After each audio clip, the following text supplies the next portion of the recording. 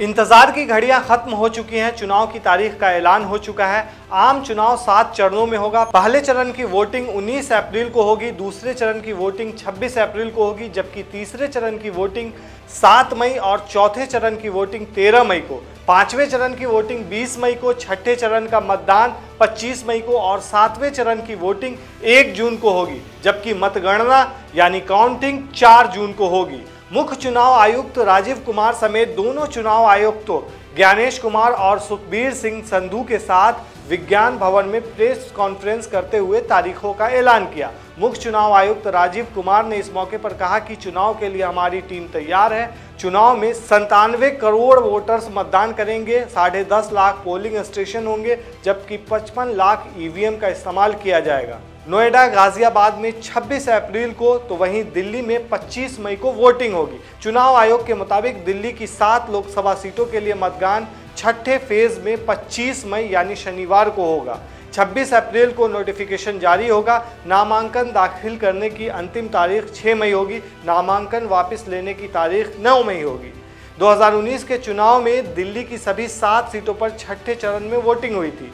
तब बीजेपी ने 7 सीटों पर जीत दर्ज की थी। कांग्रेस और आम आदमी पार्टी को हार का सामना करना पड़ा था। इस बार बीजेपी से मुकाबला करने के लिए आम आदमी पार्टी और कांग्रेस ने अलायंस किया है और संयुक्त उम्मीदवार उतारने जा रही है। वहीं महाराष्ट्र में 5 चरणों में मतदान होगा। फेज 1 19 अप्रैल को, फेज 2 26 अप्रैल को, फेज 3 7 मई, फेज 4 13 मई, फेज 5 20 मई। केरल में दूसरे चरण में होगा चुनाव। 20 लोकसभा सीटों पर 26 अप्रैल को डाले जाएंगे वोट। वहीं पंजाब की 13 सीटों पर वोटिंग की तारीख भी सामने आ गई है। पंजाब में एक ही चरण में वोटिंग होगी। यहां 7वें चरण में 1 जून को मतदान होगा। वहीं राजस्थान की बात करें तो राज्य की सभी 25 सीटों पर लोकसभा का चुनाव 2 फेज में कराया जाएगा। राजस्थान में आम चुनाव 2024 के लिए वोटिंग 2 चरणों 19 और 26 अप्रैल को होगी। वहीं उत्तराखंड की 5 लोकसभा सीटों के लिए एक ही चरण में चुनाव संपन्न होंगे। यहां पहले चरण के लिए 19 अप्रैल के दिन वोट डाले जाएंगे। वहीं यूपी की बात करें तो पहले चरण की वोटिंग 19 अप्रैल को होगी 8 सीटों के लिए। इसमें सहारनपुर, कैराना, मुजफ्फरनगर, बिजनौर, नगीना, मुरादाबाद, रामपुर और पीलीभीत में वोटिंग होगी। वहीं दूसरे चरण की वोटिंग 26 अप्रैल को होगी 8 सीट पर। इसमें अमरोहा, मेरठ, बागपत, गाजियाबाद, गौतम बुद्ध नगर, बुलंदशहर, अलीगढ़ और मथुरा में वोटिंग होगी।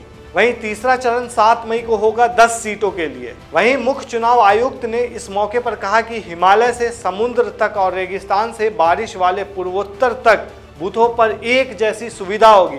85 वर्ष से अधिक उम्र के सभी वोटर या दिव्यांग वोटर के घर फॉर्म भिजवाए जाएंगे ताकि वो घर से ही वोट डाल सकें। बूथ पर वो आएंगे, उनको आयोग वॉलंटियर सहयोग करेंगे। प्रेस कॉन्फ्रेंस के दौरान सीईओ ने यह भी कहा कि चुनाव के बाद मतदान केंद्र पर कचरा नहीं होगा, कार्बन फुटप्रिंट सबसे कम होगा।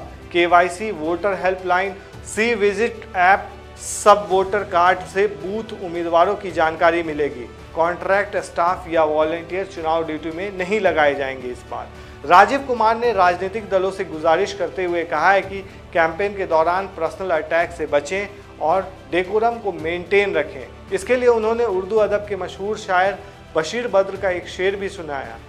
दुश्मनी जमकर करो लेकिन ये गुंजाइश रहे, जब कभी हम दोस्त हो जाएं तो शर्मिंदा ना हो। वहीं अपनी स्पीच के आखिरी हिस्से में सीईओ राजीव कुमार ने ईवीएम पर भी बात की। जो लोग ईवीएम में खामी निकालते हैं उन पर कटाक्ष करते हुए मुख्य चुनाव आयुक्त ने कुछ लाइनें सुनाई।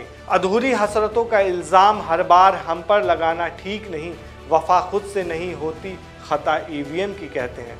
राजीव कुमार ने बताया कि ये लाइनें उन्होंने खुद लिखी हैं।